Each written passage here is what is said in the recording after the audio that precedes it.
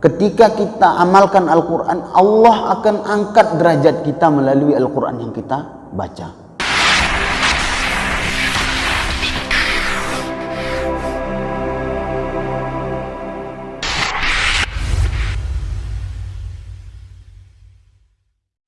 Assalamualaikum warahmatullahi ta'ala wabarakatuh. Alhamdulillahi rabbil alamin, wassalatu wassalamu ala ashrafil anbiya'i wal mursalin wa ala alihi wa sahbihi rasulillahi ajma'in. Rabbi shrah li sadri wa yassir li amri wahlul 'uqdatam min lisani yafqahu qawli. Rabbi zidna ilma warzuqna fahma, amin ya rabbal alamin. قال الله تعالى في القرآن العظيم: أعوذ بالله من الشيطان الرجيم، بسم الله الرحمن الرحيم.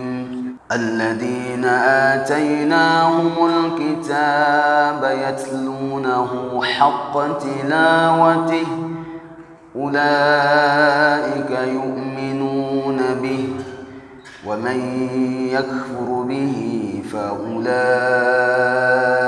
هم الخاسرون. وقال رسول الله صلى الله عليه وسلم: خيركم من تعلم القرآن وعلمه. صدق الله العظيم. Bapak Ibu jamaah Masjid Agung Ar-Rahman yang dirahmati oleh Allah Subhanahu wa taala, di subuh yang mulia ini, pertama mari kita haturkan rasa syukur kita kepada Allah Subhanahu wa taala. Alhamdulillahi rabbil alamin, kita ucapkan karena Allah masih menitipkan ruh di jasad kita sehingga kita dapat hadir duduk bersama dalam rangka wa tawasaw bil haqq wa tawasaw bis sabr. Kita bermohon kepada Allah, mudah-mudahan kegiatan kita, perkumpulan kita ini mendapatkan rahmat dan ridha dari Allah Subhanahu wa taala. Amin ya rabbal alamin. Berikutnya salawat kita kepada baginda Rasulullah sallallahu alaihi wasallam. Allahumma salli ala sayyidina Muhammad wa ala ali sayyidina Muhammad. Assalamu alayka ya Rasulullah sallallahu alaihi wasallam. Dan kita bermohon juga kepada Allah, mudah-mudahan asbab kita membaca salawat kepada baginda Rasulullah sallallahu alaihi wasallam di yaumul hisab nanti kita diakui sebagai umatnya. Bukan kita saja yang mengakui kita umatnya Nabi Muhammad, tapi kita diakui oleh Nabi Muhammad sallallahu alaihi wasallam. Kalau kita diakui, maka barang tentu dan jelas ya kita ini memang disayang olehnya ya. Bapak Ibu yang dirahmati oleh Allah Subhanahu wa taala, kita isi kajian kita ya sebelum masuk waktu suruh ya. Alhamdulillah ya, di masjid kita setiap pagi, setiap siang, setiap malam ada kajian ya.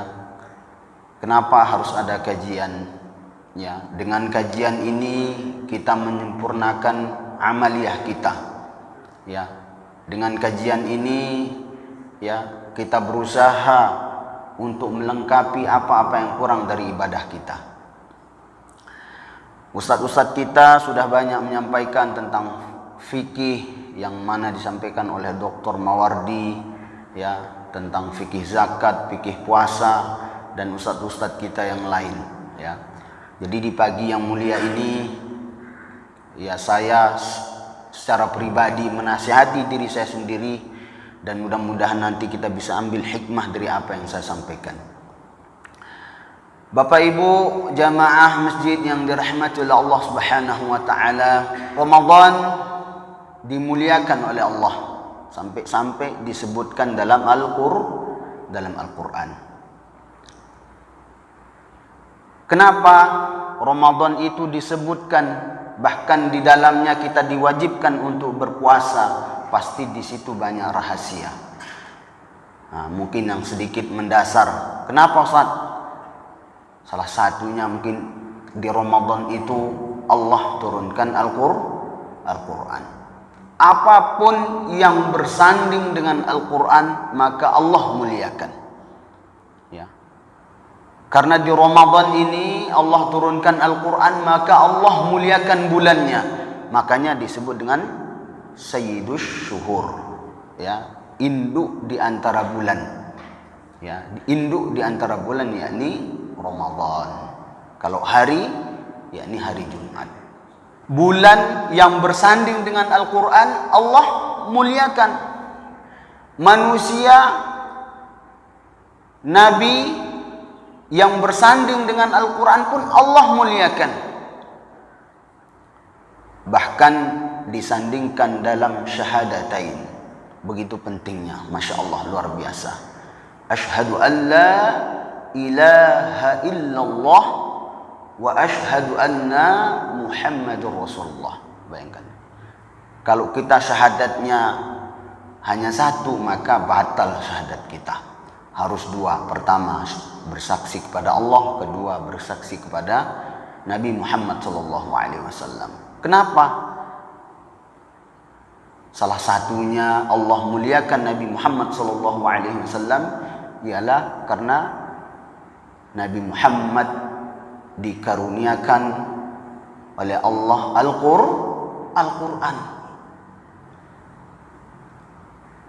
Bayangkan, ya, begitu banyak manusia di saat itu, dipilihlah Nabi Muhammad SAW sebagai Nabi dan dimuliakan. Karena apa? Karena ada Al-Quran yang bersemayam di dalamnya, ya. Masya Allah, luar biasa. Bahkan Rasulullah SAW namanya disebutkan di Al-Quran. Ya, Muhammadur Rasulullah. Nah, di surah Muhammad. Ya. Kenapa?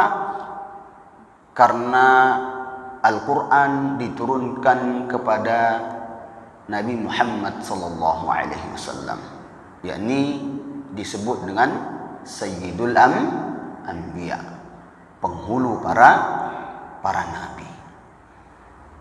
Terus bagaimana dengan kita, Ustaz? Apakah bisa kita baik karena Al-Quran? Oh, jelas. Barang siapa yang gaya hidupnya dengan Al-Quran, maka Al-Quran ini akan menjaga dirinya.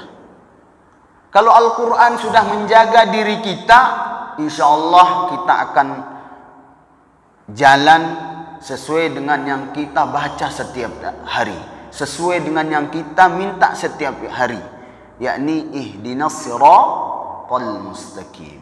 Tunjukilah kami jalan yang lurus. Tidak ada yang salah di Al-Quran. Masya Allah, luar biasa. Apa yang kita inginkan ada di Al-Quran. Ya. Kita ingin nasihat apa ada di Al-Quran. Tentang waktu ada di Al-Quran. Tentang bagaimana kita dengan orang tua ada di Al-Quran. Bagaimana berpakaian kita ada di Al-Quran. Ya. Namun perlu kita ketahui, ya, bahwasanya Al-Quran ini adalah salah satu menjadi tolak ukur keimanan manusia. Nah, yang kita sadari, yang wajib-wajib, salat, zakat, puasa, haji. Namun kita sering mengabaikan apa yang disampaikan oleh Allah Subhanahu wa taala dalam surah Al-Baqarah, ya, yakni a'udzu billahi minasy syaithanir rajim alladzina atainahumul kitab, yaitu orang-orang yang saya beri kitab, yakni Al-Quran. Siapa yang diberikan Al-Quran? Nabi Muhammad SAW. Siapa berikutnya? Kitalah yang hadir di sini. Yatlunahu haqqa tilawatih. Mereka membacanya sebagaimana mestinya. Ini Allah sudah mengasih tahu kepada kita, yatlunahu haqqa tilawatih. Mereka membacanya sebagaimana mestinya. Jadi Al-Quran ini tak boleh kita baca semau mulut kita. Ya, tidak boleh. Ya, jadi ada aturan-aturan tertentu yang kita harus penuhi dalam belajar atau membaca Al-Quran. Ada tajwid, ada fasaha. Ya, karena setiap huruf itu punya hak untuk dibaca. Sama seperti diri kita. Apa haknya kita? Yang jelas haknya kita makan. Yang jelas hak kita minum. Yang jelas hak kita berpakaian. Itulah hak kita. Kalau kita tidak tunaikan hak kita, maka kita tergolong orang-orang yang rugi. Ya. Itulah hak kita. Maka kita tidak akan hidup kalau hak-hak kita itu tidak kita penuhi. Cobalah buktikan. Satu minggu nggak usah minum, nggak usah makan, pasti kita akan mati. Ya. Itu udah syariatnya seperti itu. Yatlunahu haqqa tilawatih ulaika yu'minuna bih. Jadi kata Allah Subhanahu wa taala, ulaika yu'minuna bih. Mereka itulah orang-orang yang beriman kepada Al-Qur'an. Siapa? Yakni yatlunahu haqqa tilawah. Udah disampaikan oleh Allah. Siapa yang beriman kepada Al-Qur'an? Yakni orang-orang yang membaca Al-Quran sebagaimana mestinya. Yang jelasnya bukan hanya sekedar membaca, namun mengamalkan isinya. Sudah tahu zina itu haram, kita langgar, berarti kita tidak membacanya sebagaimana mestinya atau tidak mengamalkannya sebagaimana mestinya. Ulaika yu'minuna bih. Mereka itulah orang-orang yang beriman kepada Al-Quran. Siapa?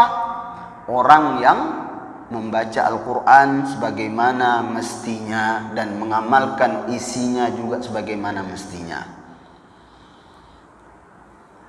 Dan ayat ini ditutup, وَمَنْ يَكْفُرُ بِهِ فَأُولَئِكَ هُمُ الْخَاسِرُونَ. وَمَنْ يَكْفُرُ بِهِ, dan barang siapa yang ingkar bihi kepada Al-Quran, فَأُولَئِكَ هُمُ الْخَاسِرُونَ. Ternyata predikat yang diberikan oleh Allah Subhanahu wa taala, فَأُولَئِكَ هُمُ الْخَاسِرُونَ. Mereka itulah orang-orang yang rugi. Wa may yakfur bihi, dan barang siapa yang ingkar kepada Al-Quran, ya makna ingkar ini banyak. Ya, kafir itu ingkar. Jadi kita sudah disampaikan oleh Allah Subhanahu wa taala, "Dzalikal kitab la raiba fihi." Sudah disampaikan oleh Allah Subhanahu wa taala, la raiba fihi, tidak ada keraguan di dalamnya, namun kita ragu. Itu bagian dari ingkar kepada Al-Quran. Bapak Ibu jamaah masjid yang dirahmati oleh Allah Subhanahu wa taala, Allah sampaikan di Al-Quran bahwasanya ciri-ciri orang yang rugi bukanlah orang yang tidak punya harta sama sekali. Bukanlah orang yang tidak punya anak dan keturunan. Namun Al-Quran gambarkan orang-orang yang rugi ialah orang-orang yang ingkar terhadap Al-Quran. Nah, di sini perlu kita garis bawahi, ketika kita abaikan hukum-hukum bacaan atau tahsin Al-Quran, maka disitulah kita tergolong orang-orang yang yang rugi. Saya yakin dan percaya kita semua yang hadir di sini, termasuk saya yang menyampaikan, tidak mau rugi. Semua manusia inginnya untung. Udah pasti itu. Dan Allah sudah garis bawakan bahwasanya orang yang rugi ialah orang yang ingkar terhadap Al-Quran. Jadi ingkar ini maknanya umum. Ingkar membacanya, ingkar mengamalkannya, ingkar memahami dan sebagainya. Ya. Dan Bapak Ibu yang dirahmati oleh Allah Subhanahu wa taala, tidak usah khawatir tentang Al-Quran. Walaupun 30 juz, ya, setebal itu, apakah mudah dipahami, mudah dipelajari, mudah dihafalkan? Mudah. Tidak ada yang susah. Kenapa? Karena Allah sudah menyampaikan dalam diri kita. Ya, Allah sudah menyampaikan di Al-Quran. A'udzu billahi minasy syaithanir rajim. Walaqad yassarnal Qur'ana lidzikri fahal min muddakir. Jadi ayat ini diulang-ulang oleh Allah Subhanahu wa taala di surah Al-Qamar. Banyak diulang ayat ini. Walaqad yassarnal Qur'an, sungguh kata Allah. Walaqad yassarnal Qur'ana lidzikri fahal min muddakir. Walaqad yassarnal Qur'an, sungguh telah kami mudahkan Al-Quran. Itu kata Allah. Allah yang menyampaikan, bukan manusia. Kalau Allah yang sudah menyampaikan, sudah pasti. Apa buktinya? Buktinya banyak. Bukan di zamannya Rasulullah, ya, bukan di zaman sahabat, mungkin jauh dengan zaman kita, tapi di zaman sekarang. Nah, coba kita perhatikan, jamaah mungkin yang pernah mengikuti atau melihat audisi Hafiz Quran. Di situ ada seorang anak yang didiagnosa oleh dokter punya masalah di sarafnya. Orangnya autis, ya, bermasalah secara fisik, pikiran dan sebagainya. Namun mereka ini hafal Al-Quran. Bayangkan secara logika nggak mungkin orang ini hafal Al-Quran. Ngomong aja susah. Ngomong saja susah, tapi hafal Al-Quran. Nah, Naja yang dari NTB itu, ya. Ngomong saja susah, namun hafal Al-Quran. Inilah buktinya bahwasanya Al-Quran ini mukjizat Allah Subhanahu wa taala, bukan perkataan Nabi Muhammad sallallahu alaihi wasallam. Subhanallah, ya. Jarang kita temui, jarang kita lihat orang yang terbelakang secara mental, secara fisik ini dimuliakan oleh manusia. Jarang sekali, bahkan diabaikan. Bahkan banyak yang, waduh kamu ini buat sengsara, seperti itu. Ngerepotin aja kamu. Tapi karena sudah berinteraksi dengan Al-Quran, berkawan dengan Al-Quran, maka Allah angkat derajatnya. Siapa yang gak kenal beliau? Beliau masih kecil, namun orang banyak mengenal beliau. Banyak yang minta doa kepada beliau. Kenapa? Karena Al-Quran yang bersemayam di hatinya. Jadi tidak usah ragu, tidak usah bimbang. Ya, kita sebagai orang tua kasih pondasi dasar, yakni Al-Quran.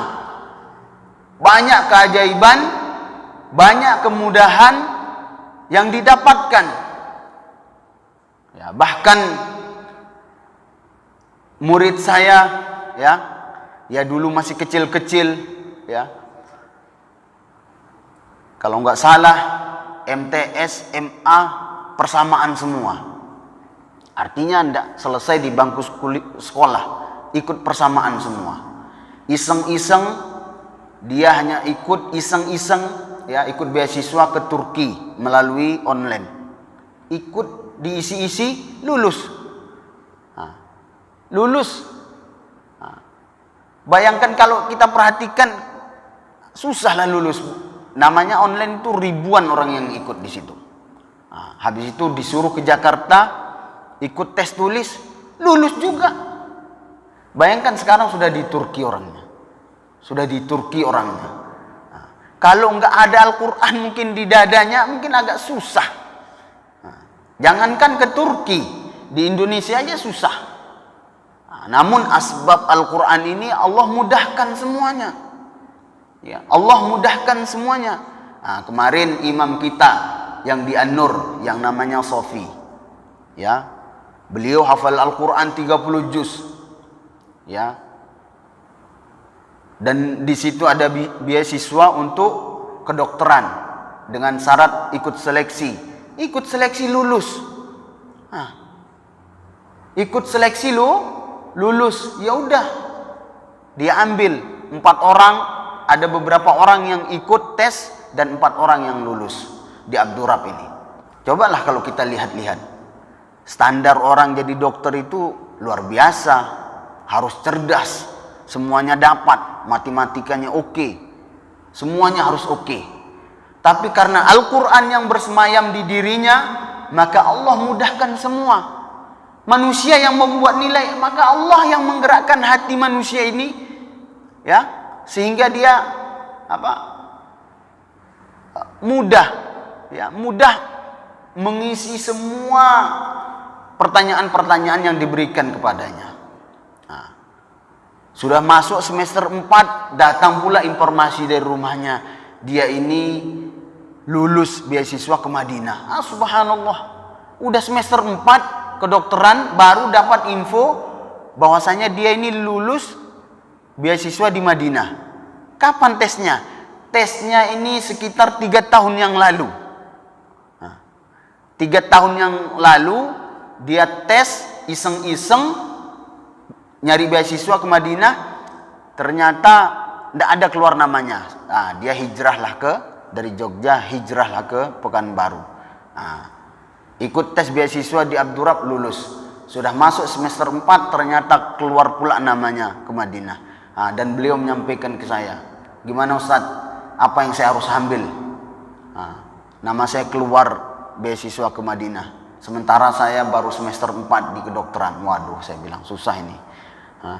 Karena tidak sembarangan orang ini bisa jadi dokter. Kalau ada dokter penghafal Quran, Masya Allah, luar biasa, rasa-rasanya lengkap. Inilah salah satu, ya, ketika kita amalkan Al-Quran, Allah akan angkat derajat kita melalui Al-Quran yang kita baca. Nggak usah ragu, ya. Walaqad yassarna al-Quran, sungguh telah kami mudahkan Al-Quran lidzikri, untuk apa? Untuk peringatan. Jadi Al-Quran itu isinya peringatan, isinya pembelajaran, edukasi, semua ada di Al-Quran itu, ya. Lidzikri untuk peringatan, lidzikri untuk dihafalkan, lidzikri untuk diamalkan, bisa juga. Namun Allah bertanya kepada kita semua, fahal mim muddakir, apakah ada orang yang mengambil pelajaran?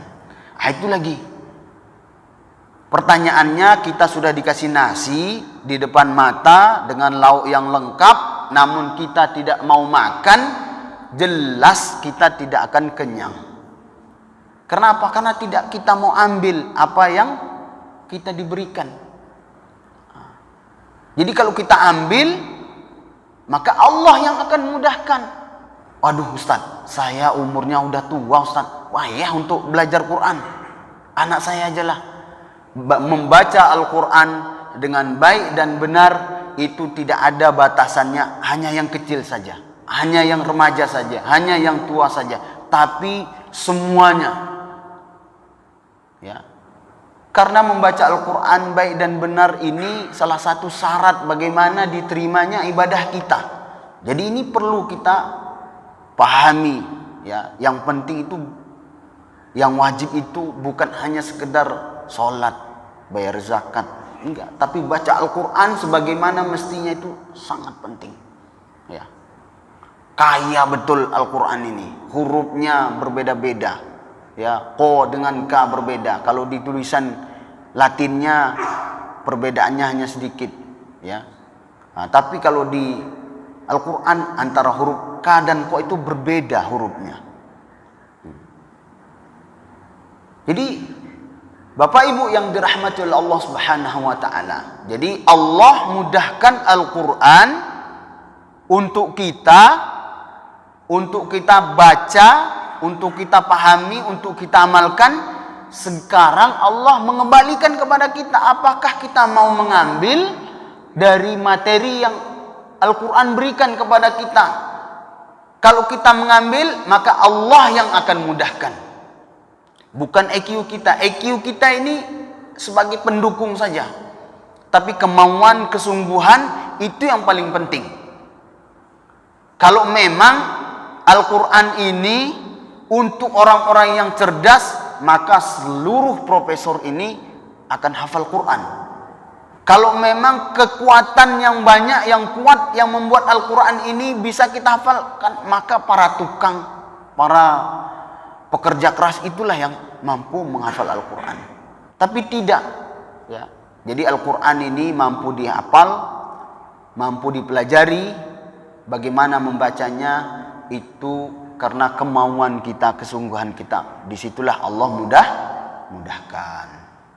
Jadi tidak usah khawatir Bapak Ibu yang dirahmati oleh Allah Subhanahu wa taala karena umur yang sudah sepuh terus kita tidak mau belajar Al-Quran. Jangan, ya, rugi rasanya. Bukan rasanya, memang rugi. Itu kata Allah Subhanahu wa taala. Ya. Nah, begitu banyak contoh-contoh yang nyata bahwasanya Al-Quran ini Allah mudahkan. Banyak sekali. Orang yang pensiun, saya mampu menghafal Al-Quran dan mengamalkan isinya. Orang yang pensiun berarti umurnya sudah tua, sudah sepuh, ya. Dan ini ada di pondok saya di Jombang sana, ya. Nah, Pak Masrukin namanya, ya. Dia mengabdi menjadi security setelah pensiun jadi tentara. Setiap hari orang melihat baca Al-Quran, ya. Dia melihat orang baca Quran, dia melihat orang setoran Al-Quran. Dari situ dia sedikit-sedikit belajar sama santri yang lewat. Belajar sikit-sikit, habis itu dia bisa membaca dengan lancar, habis itu dia hafalkan, habis itu wisuda. Satu-satunya wisudawan tertua di saat itu, ya. Satu-satunya wisudawan tertua. Kalau yang muda kan umum. Wisudawan terkecil itu umum, ya. Tapi ini wisudawan tertua. Maka karena kemampuannya, ya, oleh yayasan kami diberikan umroh. Subhanallah, ya. Sama manusia saya sudah dimuliakan, apalagi sama Allah Subhanahu wa taala. Bapak Ibu yang dirahmati oleh Allah Subhanahu wa taala, banyak materi yang ada di Al-Quran untuk kehidupan kita. Tentang waktu Allah singgung. Di mana? Di Al-Quran. Ya. Wal-lail, demi waktu malam. Wad-duha, demi waktu duha. Wal-fajr, demi waktu subuh. Wan-nahar, demi waktu siang. Kenapa Allah sebutkan? Karena begitu pentingnya waktu. Kalau kita sudah memanfaatkan waktu dengan baik dan benar, ya, habis itu kita luangkan waktu untuk baca Al-Quran dan belajar, maka Allah akan mudahkan. Ya. Bapak Ibu yang dirahmati oleh Allah Subhanahu wa taala, ya, mungkin itu sedikit nasihat untuk saya dan mudah-mudahan bisa diamalkan oleh saya dan bisa diambil hikmahnya oleh para jamaah semuanya. Jika ada yang salah dari apa yang saya sampaikan, saya mohon maaf yang sebesar-besarnya. Saya akhiri, billahi taufiq wal hidayah. Wassalamualaikum warahmatullahi taala wabarakatuh.